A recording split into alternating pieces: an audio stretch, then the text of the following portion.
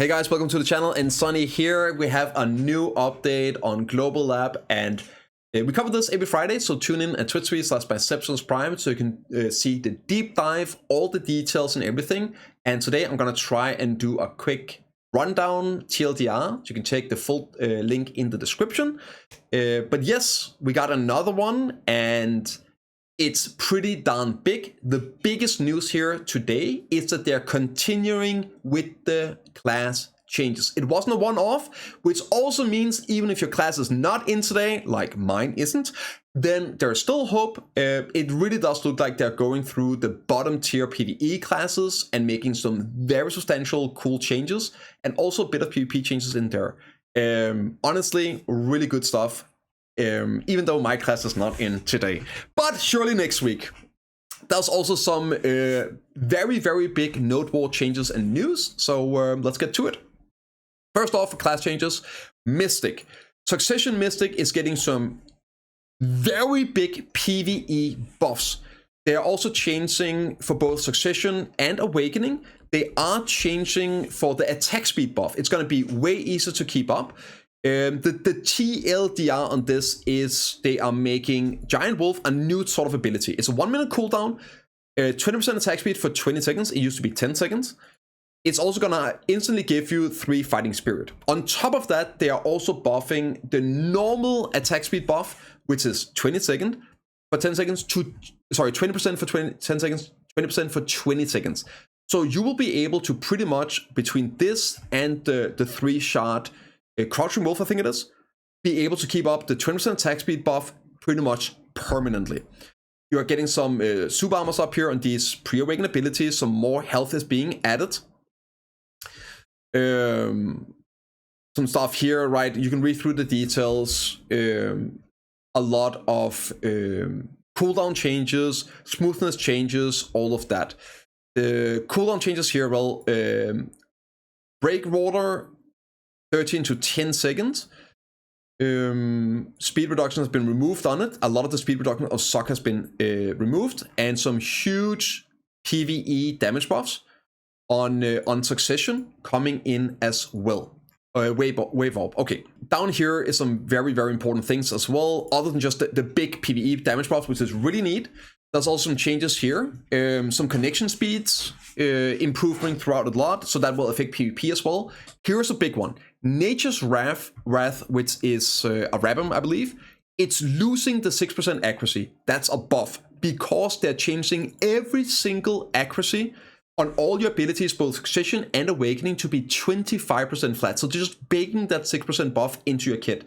That means you don't have to use the unprotected skill anymore to get your max accuracy. It also means that in terms of group PvP or group grinding, if somebody else has this buff, before it wouldn't stack with your own buff and you basically miss it, but now it does stack. So you just increased your potential max accuracy by 6%. So that's a very, very big increase for both PvE and PvP, for both Succession and Awakening. Also a lot of connection smoothly, all this. Attack range have been increased on a lot of abilities as well, so some AoE on Suck is coming in. And this one right here, the durability on Crouching Wolf's attack speed is going up from 10 to 20 seconds, and you're getting easier ways of generating these shots on top of it. And then you have here Giant's bound effects of the Jin skills have been changed. According to the knockdown effects on Ice Dragons have been changed to apply to PvP as well. So they're adding some CC on this by removing stuff around. For Awakening, again, I'm trying to do this quick. Read the details in the link down below. Attack range have been made, so this is like normal attack speed, attack AoE buffs. The TLDR on Awakening is they are giving it a bit of PvE damage buffs, and they are really leaning into the frontline PvP tank, which is what it really is. There is some PvP damage buff in there, but they're leaning into the tank aspect of it, which is what the class is really about. The problem right now is that there are just better picks. It's not good enough at it. I think it's back. These changes are really crazy. So for PvP, group PvP, I definitely feel like Awakening Mystic is going to make a triumphant return. AoE increases, activation speed increases, so like faster linkage They're changing for this one here, Chief, not bound to be a KD. The values of HP recovery is going up. So a lot of increased HP recovery mean you're going to be able to stay in there longer, tank longer. Super armor added to some abilities. This is the one that is going to bring this class back. So first off, this is the vacuum.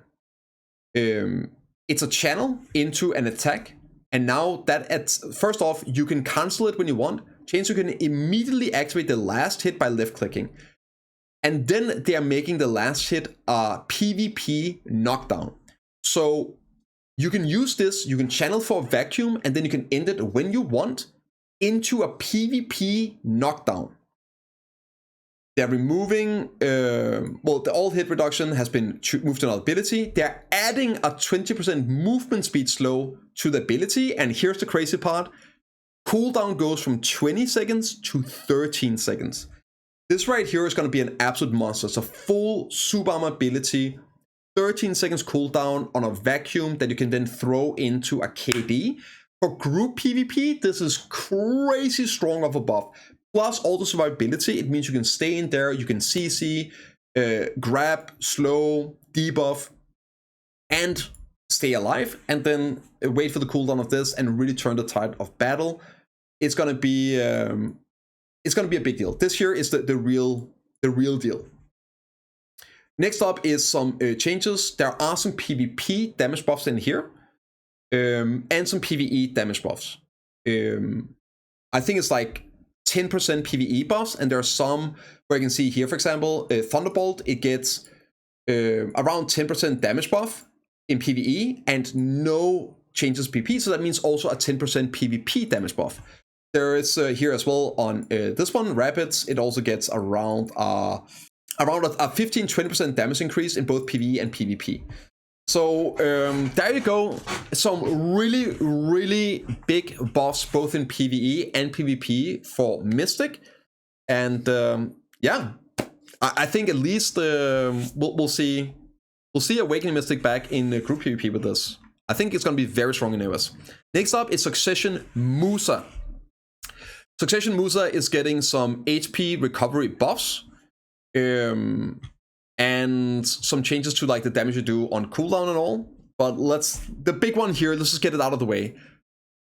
River Bloom, this is like the biggest damage ability in the kit. You apparently play around this cooldown. It's getting changed from 15 to 9 second cooldown. And no damage reduction or anything. It's just a huge buff. And having seen Forest Hunter recently play in the best in guild, right? You can do a lot of damage, you can do a lot, but you have to play around these cooldowns. So these cooldown reductions will be super impactful, both PvE and PvP. Big thing is the HP recovery as well. There's more of this. So this one here is the big one. Big cooldown reduction on the hardest hitting ability in the kit. You also have a cooldown reduction here on this ability from 15 to 10 seconds. They're also fixing a bug where it was slowed down. And now these are actually something that links into it. It's kind of interesting. Improvement can be linked, so you can left click this one. I'll just do a TLDR, right? Fix some inputs here on these abilities. A lot of these linkage will be better, and they are also now, for these abilities here, which are completely useless, right, for the most part, this is your HP recovery. They're reducing the cooldown on this one here from 13 to 8 seconds. And this is the flow. You can use this flow from other abilities, but it's a heal.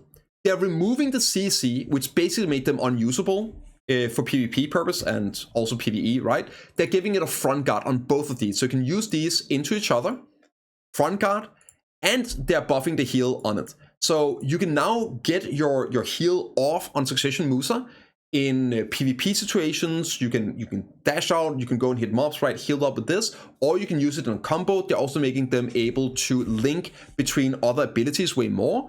The cooldown of the skill reuse has been removed, activation speed has been increased, and then added forward guard. So you'll actually have some real powerful front guard protected combat heal on Suck Musa now. But that's not all. Massive PvE damage buffs, and it's very much needed. if you look down here, this list here, honestly, all these classes needs big buffs. They're doing it right. We just saw Sock Mystic. We've seen the other classes last week. Sock Musa, and next up is going to be Sock Sage. It really needs some big PvE buffs. And it's getting it. Cooldown reduction of the harding healing ability, some front guard, and we're getting huge damage increases here. Huge damage increases. This is like a 50% damage increase. Over here we have some damage increase as well, but also increase the damage when you're on cooldown. And a lot of the combos, as I understand it, you have to use some of these abilities on cooldown. Now they do more damage when on cooldown, so it's a bigger buff than it looks like. You also have stuff like here, Blind Stab, from no damage to actual some damage. So a lot of these filler abilities, the heals, self-buffing, like all of these that you wouldn't really be using or had to use, but not for damage, now actually deals some acceptable damage in line with other buffs and debuffs abilities or fillers, right? Across the board.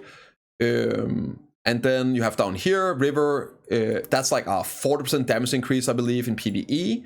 And this one here, 10% damage increase. And again, doing cooldown, huge damage increases as well.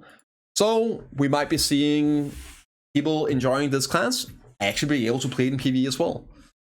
Now, let's look at Sage. Sage is another class that's been absolutely down bad in PvE since some somewhat justified nerfs that really hurt it in PvE. So, Sock Sage, and there is some Awakening Sage buffs in there as well. First off is the defensive shred. It is now going to be 25 instead of 5, so basically 5 more DP shred. And for this is both a PvE and PvP buff, obviously. The way this works is basically 5 unmitigated AP. This ability here somehow got nerfed. Instead of being magic damage reduction, now it's all, which then doesn't stack with this one up here, and it was already a garbage ability that you didn't even use, so now it's even worse, and yeah. Weird. Now you probably won't use it at all. Well, definitely won't. It's garbage, right? Smoothing connections, always good. This here is big. This is Shift LMB. It's going to get a 30% crit rate on the ability, which means that you should be able to cap out crit rate on this, doing E-buff, etc., etc.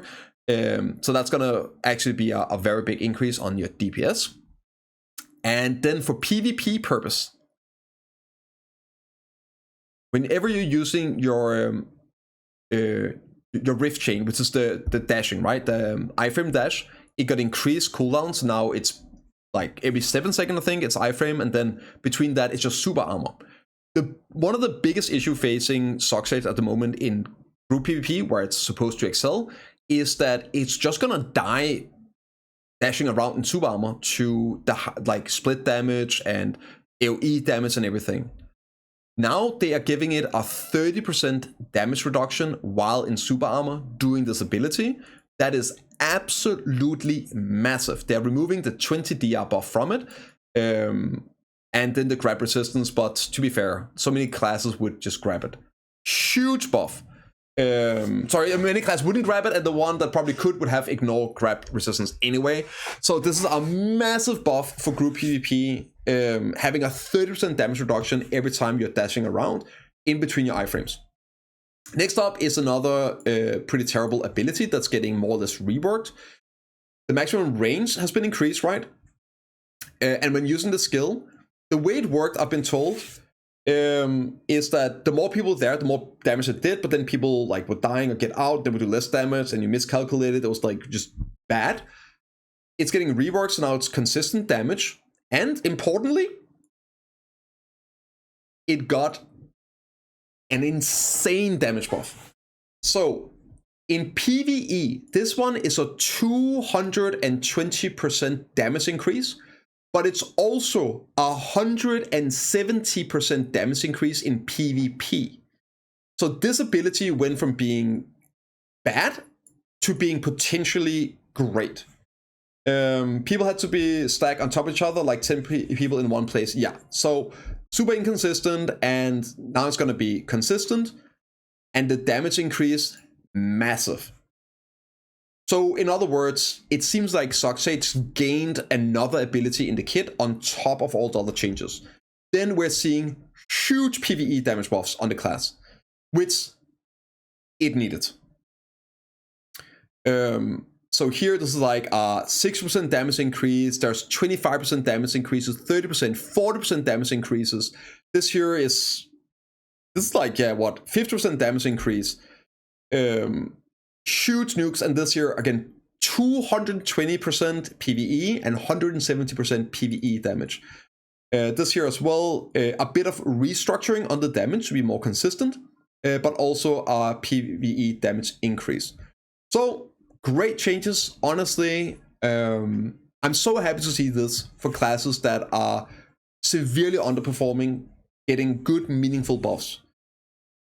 Yeah. I haven't seen any of these yet really, but like, oh, this might be way too much. So yeah, so far so good.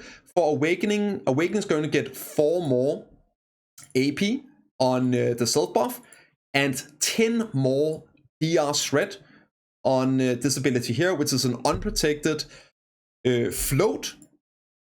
But yeah, let's see how this plays out. Next up, so that was the class balance for this week. Again, it's some really good changes, and there's some big changes. We got some last week, we got some this week. I'm hoping and expecting we see more the coming weeks, because there's still a lot of these classes that needs a lot of buffs and changes for PvE. And of course, they're slipping in some PvP changes in there. And so far, I haven't really seen any changes that I felt was unwarranted. So all around, I think they're really nailing these class balances.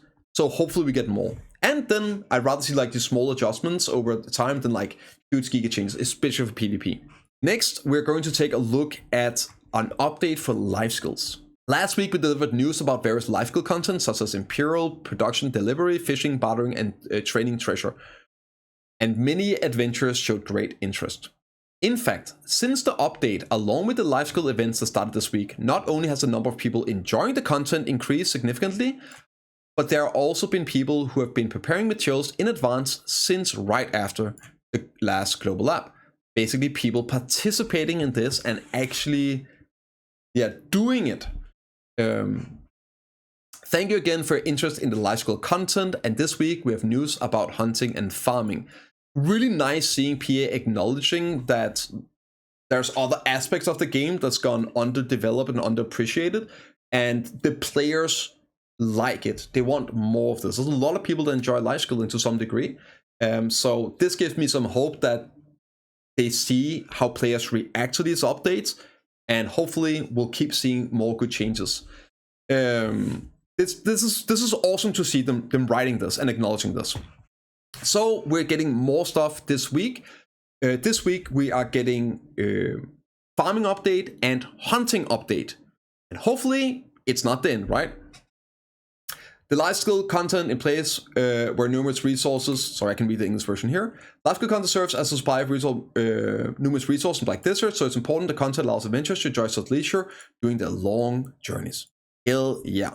We'll continue to examine the content carefully and make improvements as we go. Good.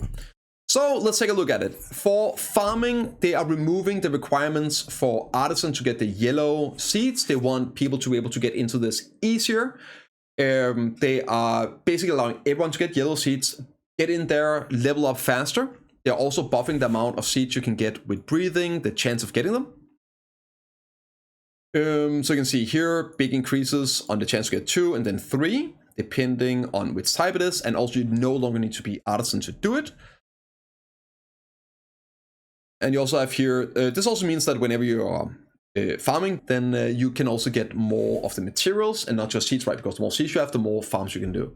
Different stages, and they are increasing the chance of getting moles depending on your rank. So right now, there's no real benefit in getting ranks other than, the artisans and then mastery for the fences. You're now going to be getting more moles, which also means higher chance of getting the pet. So for up to master, right, it's 1.5 times, and if you're a guru, then it's double previous chance. So a bit of value there in leveling up, and they're also making it easier getting into it. For hunting, pretty big buffs here. They are basically doubling the rate of getting the stuff hits from both the elites and also the regular ones. They are also doubling the chance of getting Breath of Nation and the Omoa's Breath. Double chance from both the leaders and the regular ones. So hopefully we'll be able to buy those on NA soon. Removing cheering when you're getting the Elcar fragment out of Tungrad Ruins. And this here is a nerf for Tungrad Ruins for the classes with ranged attacks. You can no longer deal damage and basically break the Visionary from range, which means that classes that have these ranged attacks like Suck Witch and Awakened Dosa don't have like a innate advantage. So you have to go into the pack to be able to damage the Visionary and break him so you can kill the pack. Some knowledge changes, all that. And the last big thing here is the Nodewar. So it's coming out now. This should be out on Thursday. And when they announced this, it was like up to 2 months. This is sooner than expected, but it should be here. What this is whoever wins Siege, and it turns out it is both for T2 region and uncapped. Whoever wins the Siege for the T2 and uncapped region get to select the style of Nodewar for that week in the region. And you can now choose the current system, or you can choose the old school Nodewar where you build a base and you kill your enemies to win. But there's more. There's again some really interesting notes here from PA, and this is exciting news. So, depending on the choice, you can enjoy the construction method, the old school Nodewars, where adventurers can fully demonstrate their long-standing strategies and know-how, and the occupation method, which is the current one. You can choose every week. And this time, you can only stick progression method. But after the application, we are considering a plan where the lords can set not only the progression method, but also some rules, including the number of participants, depending on the flow of play. We'll try our best to make Nodewar more fun with various attempts. So what does this mean? This means that they are listening. They want to get feedback on this. Depending on how it is, let them know, make some force posts, get some updates out there once you try it, and maybe they'll roll out more player choice in these things. And then it's up to us, the players, the community, to make fun Nodewars that people want to partake in. Hopefully people can actually politics this, get some fun system going that works for your region, because the regions do work differently. So this is good news. If nothing else, we're getting the new system and it actually looks really interesting. There's more changes. It's not just this. And then hopefully over time, right, they might introduce more options in the hands of the players. And then surely the players will not abuse it. Okay, so let's take a look. Let's take a look at this. This is the current state, and this is the one you can choose, right? So you can choose this whenever you win. The day week base hold. Let's get into some of the stuff here, right? So you get to choose when you win, and then the amount of areas will go down to like 15 to 9. So depending on where you are, you can choose where it is you want to participate and build your base. You build a base and you fight. It's the old win condition. Kill everyone else, you win. So you choose where you want to drop for the week, on the day, and all that, and you build a base. Here's the thing. T1 only has the current Nodewar, but for both the T2 and for the uncapped, you have the option to choose this. So they're making the T1 be the introductory, and then the castle guilds and all that own these regions, they get to choose it for both. There's going to be a capped version, T2, and then the uncapped. So hopefully this is also going to serve as a way of getting people to maybe want to level up and participate in more competitive PvP. But here's the important thing. Let's just go down to uncapped.